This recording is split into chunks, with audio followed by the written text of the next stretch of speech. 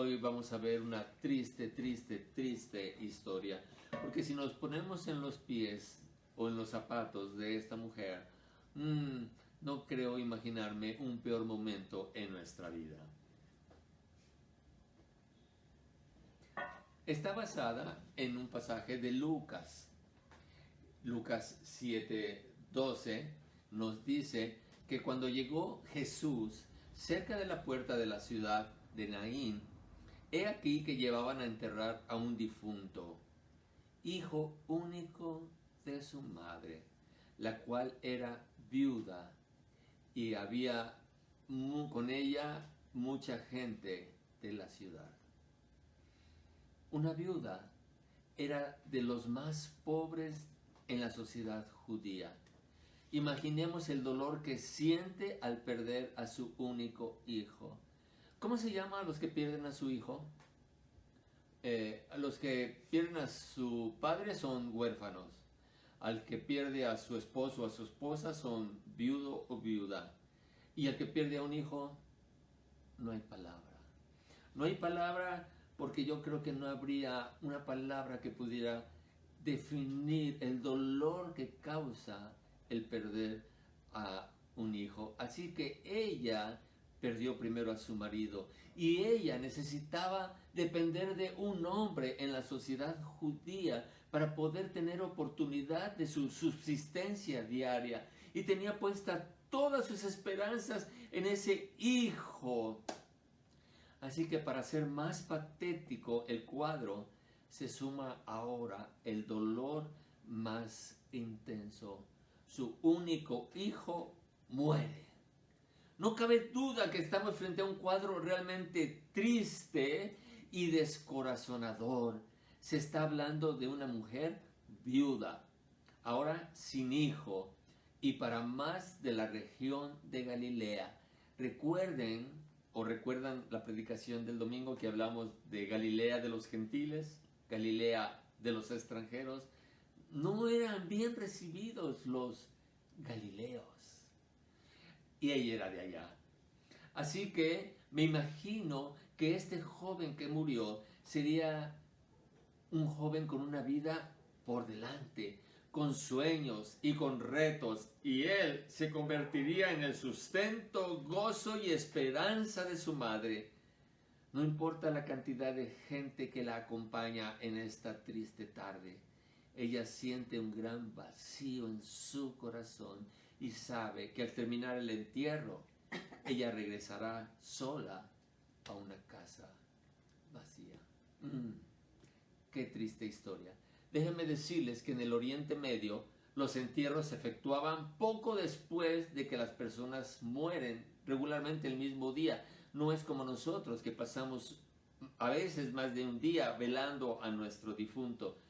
Pero qué buena coincidencia, qué afortunada de esta persona. Jesús llega cuando el cortejo fúnebre va hacia el panteón. Jesús llega a Naín y se encuentran en la puerta. No solo el día, sino en el momento justo. Una hora antes o una hora después no se encontraban las multitudes que seguían a Jesús, ni las multitudes que iban hacia el panteón. Todo ocurre con el tiempo perfecto de Dios. Con Lázaro, Jesús esperó 4 días porque tenía un propósito. Y aquí Jesús llega en el momento justo porque tiene un propósito. Amén. Sea que espere 4 días o sea que llegue en el momento justo, tú puedes decir con fe, Jesús tiene un propósito, y no solamente lo tiene para ellos, lo tiene para ti y lo tiene para mí. Debemos reconocer que no solo al Dios es el Dios de la historia, sino que es el Señor del tiempo, el tiempo perfecto de Dios. Lucas dice en su historia que la viuda iba acompañada de mucha gente. Gente, como ya dije, pronto se irá a sus casas, va a cumplir con sus obligaciones y ella quedaría sola, confrontando su dolorosa realidad. Había perdido lo único que tenía. ¿Estoy medio negativo? No. Esta historia empieza muy muy triste. Qué difícil es enfrentar la soledad, llenar un vacío, superar el olvido, combatir el miedo, luchar contra la depresión, resistir en el desierto, amar en la traición. Todo esto parece imposible, pero empieza a cambiar la historia. Dice Lucas que cuando el Señor la vio, se compadeció de ella. Cuando el Señor la vio, se compadeció de ella. A Jesús se le conmovió el corazón al ver la triste condición, el dolor y el sufrimiento de aquella madre. Es bueno saber que Dios no se le deleita en nuestros sufrimientos. Él usa cada tribulación de nuestra vida para lo mejor. Las adversidades que enfrentamos no van a interrumpir el curso de nuestra vida en Cristo Jesús. Nada nos puede separar de su amor, ni van a impedir que Dios cumpla sus propósitos en nuestras vidas y familias y en su iglesia. Nada puede impedir que Dios cumpla con lo que tiene pensado para ti y para mí. Los estoicos creían que la característica principal de Dios era la apatía, la incapacidad para sentir. Creían que Dios era insensible a las necesidades humanas, pero el Dios de la Biblia es un Dios personal. Mira lo que dice el Salmo 103, 13. Como el Padre se compadece de los hijos, se compadece Jehová de los que le temen. Jesús consuela a la mujer diciéndole, no llores. Estas palabras que brotaron del corazón compasivo de Cristo sorprendieron a aquella mujer desconsolada. ¿Cómo no llorar por un hijo joven que acaba de morir y que lo voy a enterrar?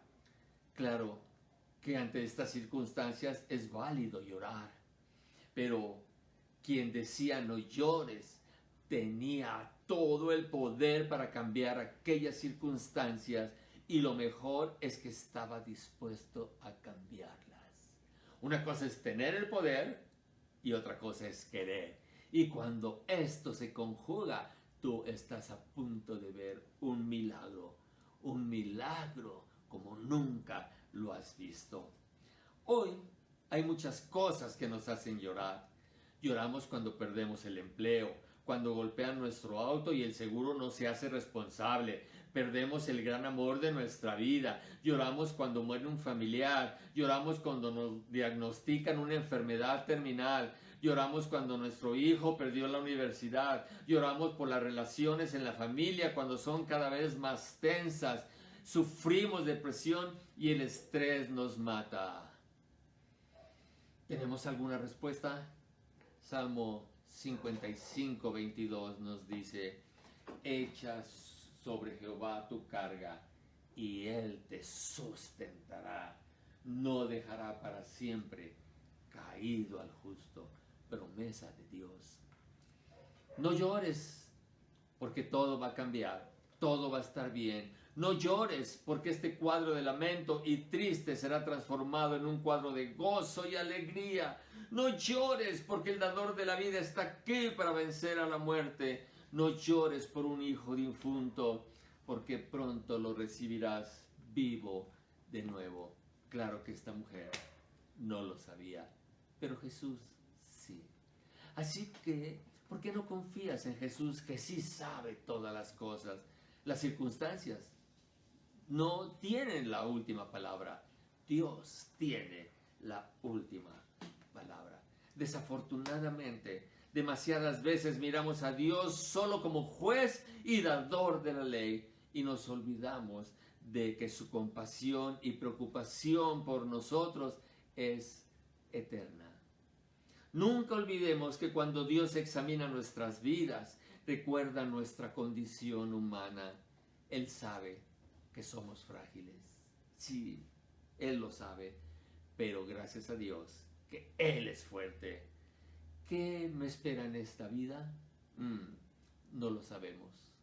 Pueden ser cosas muy difíciles de sobrellevar o soportar, pero tenemos una hermosa promesa de Dios.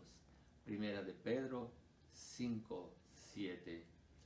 Pongan todas sus preocupaciones y ansiedades en la mano de Dios. ¿Por qué? ¿Por qué? Porque Él cuida de ustedes. Wow, wow. Gracias, Señor, porque tú cuidas de nosotros.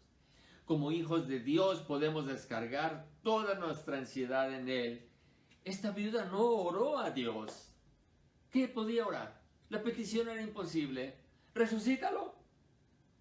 Consuélame. Había perdido a su hijo. ¿Cómo iba a recibir consuelo? ¿O cómo esperaba que su hijo resucitara? Por mucho amor que le tuviera, sabía que esto no era posible. Así que en su dolor, en su angustia y en su duelo, se encontró con Jesús. Y esto hizo la diferencia. La Biblia dice claramente en Romanos 8:28. Y sabemos que a los que aman a Dios, todas las cosas les ayudan a bien.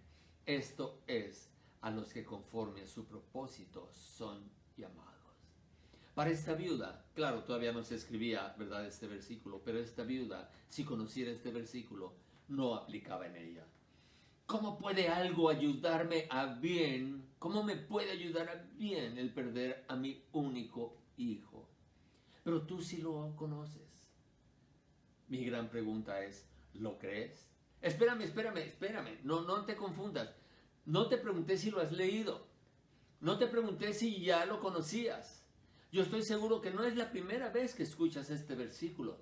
Mi pregunta es, ¿lo crees? ¿Lo crees con el corazón? Es como encontrarse con Él en el cortejo fúnebre o en tu enfermedad. Como encontrarse con Él en las puertas de esta ciudad o en las puertas del hospital. Es lo mismo. Así que si tú tienes esa fe, vas a ver el milagro de Jesús. Porque Él está dispuesto a ese encuentro en tu enfermedad, en el cortejo, en los conflictos en el hogar, en tus crisis espirituales. ¿Y sabes lo que te dice? No llores. Así como la viuda, no llores. El Señor está presente para compadecerse de todos aquellos corazones rotos y afligidos que no encuentran una respuesta. Mira lo que dice Lucas, que sigue con este relato en Lucas 7:14. Acercándose, tocó el féretro y los que lo llevaban se detuvieron y dijo Jesús: joven, a ti te digo, levántate.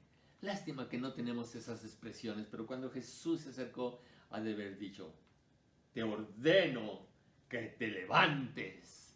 ¿Saben qué pasó? ¿Siguió el cortejo? ¿Salieron todos tristes? No, hubo un gran alboroto. Generalmente el cadáver era envuelto en sudario y puesto en una estructura plana como en una camilla, llevado por 4 personas que se turnaban hasta llegar al lugar de la sepultura. Dice Lucas, Cristo acercándose tocó el féretro. ¿Quién le pidió que tocara el féretro? ¿La viuda? Le dijo, Jesús, qué bueno que llegaste, toca a mi hijo, toca su féretro. ¿La gente que iba con él? ¿O la gente que iba al cortejo? Nadie le dijo que hiciera algo.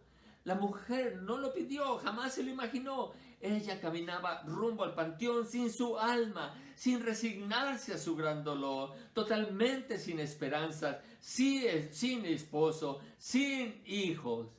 Pero la iniciativa de Jesús, al igual que tomó la iniciativa de ir a la cruz por nuestros pecados, Gálatas 1:4, el cual se dio a sí mismo por nuestros pecados para librarnos del presente siglo malo, conforme a la voluntad de nuestro Dios y Padre.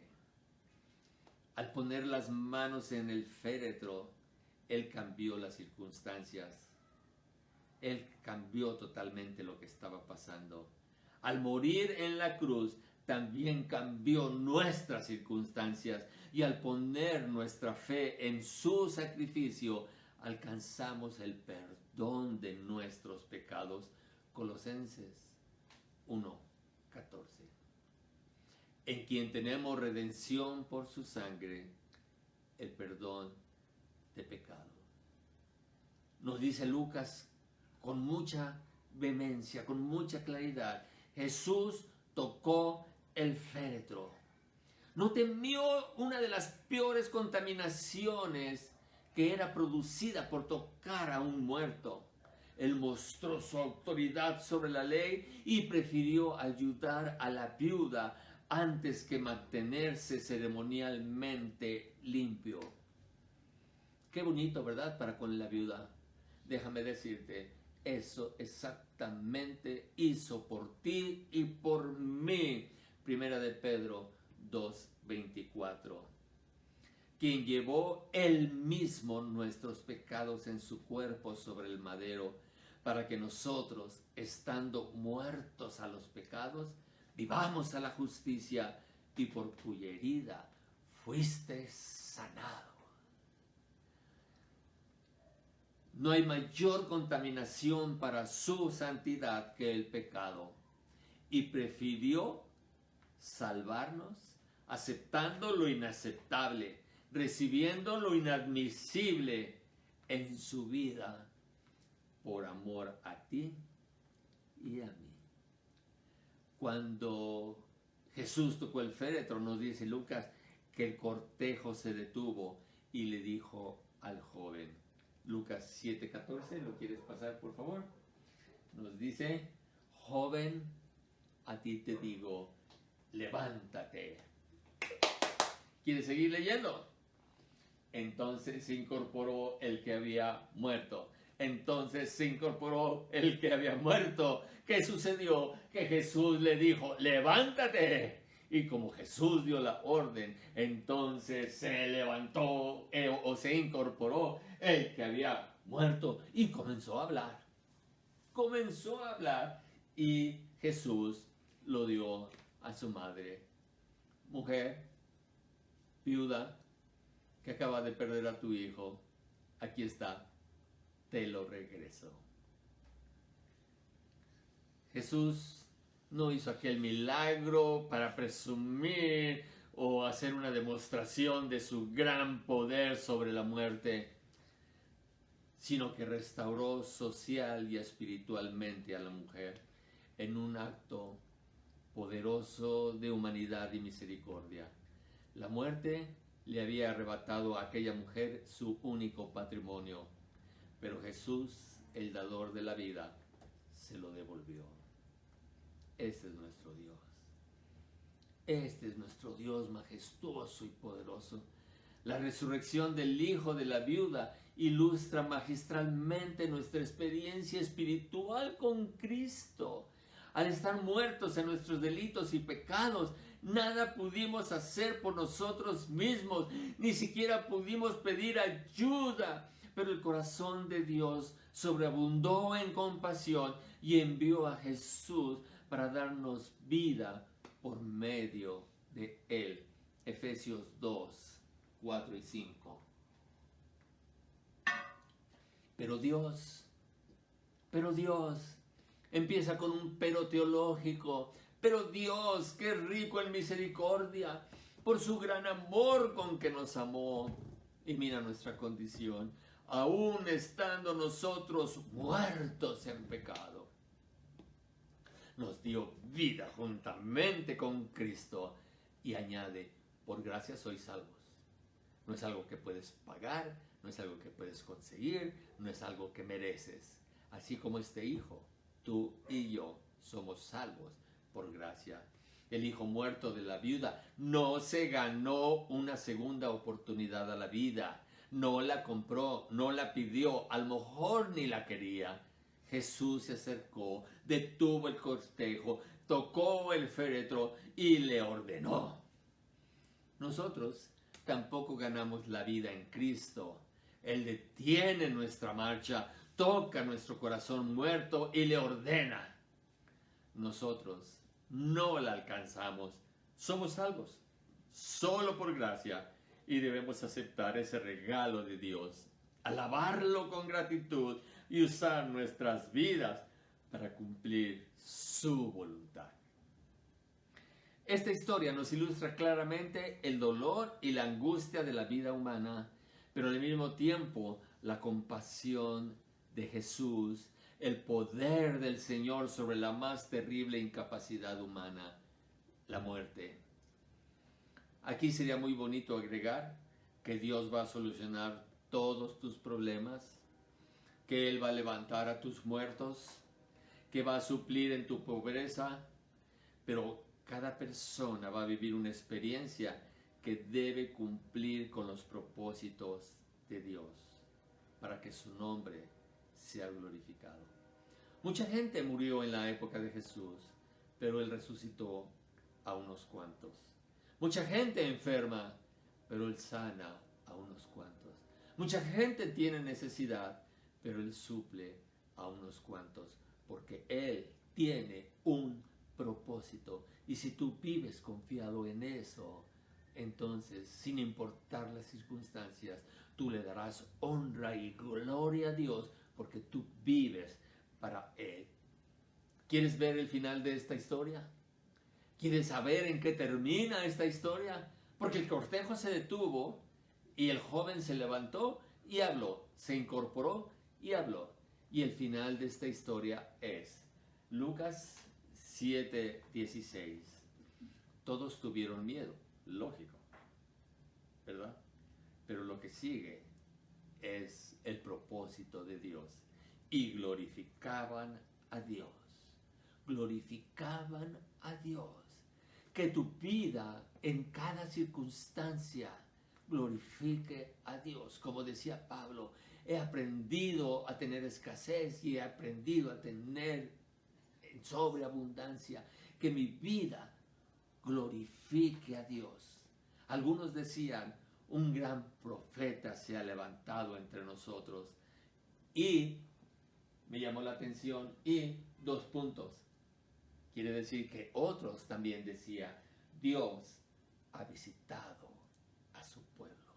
Así que mi amado hermano, tú y yo hagamos que la gente vea que Dios nos ha visitado con su gran poder para reflejar su gloria. Así que hoy en esta noche vengamos con una petición a Dios. Vengamos ante el trono de su gracia y pidamos que Dios cambie nuestra vida, nos ayude a no temer y nos ayude a tener fe. Cambia, Señor, cambia mi vida, limpia, Señor, mi corazón, sana, Señor, hoy mis heridas. Espíritu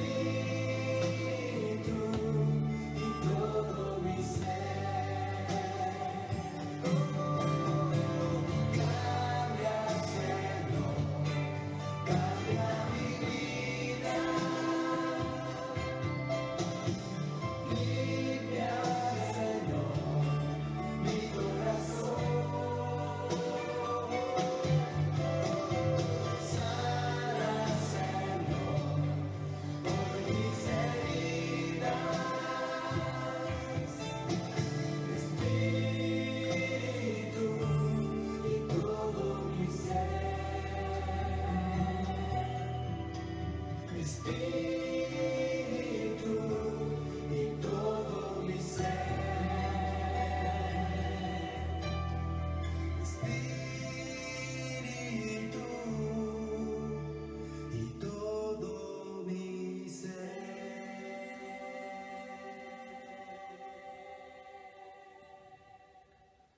Un encuentro con Jesús cambió la vida de la viuda.